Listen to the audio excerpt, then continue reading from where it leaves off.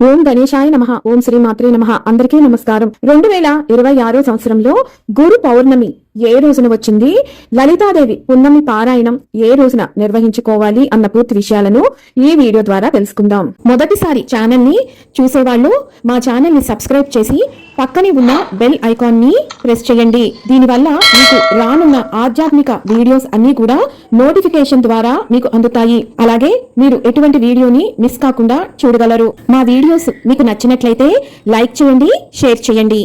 2026 సంవత్సరంలో గురు పౌర్ణమి స్వస్తి శ్రీ చాంద్రమాన శ్రీ పరాభవ నామ సంవత్సరం దక్షిణాయనం గ్రీష్మ ఋతువు ఆషాఢమాసం శుక్లపక్షం పౌర్ణమి తిథి ప్రారంభం 28 జూలై 2026 మంగళవారం సాయంత్రం 5:47 నుండి పౌర్ణమి తిథి ప్రారంభమై 29 జూలై 2026 బుధవారం రాత్రి 7:22 వరకు పౌర్ణమి తిథి ఉంటుంది.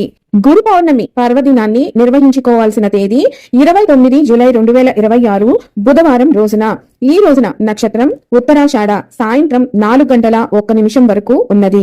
తదుపరి శ్రవణ. గురు పౌర్ణమి రోజున పూజను నిర్వహించుకోవడానికి శుభ సమయం తెల్లవారుజామున 4:51 నుండి ఉదయం 7:30 లోపు.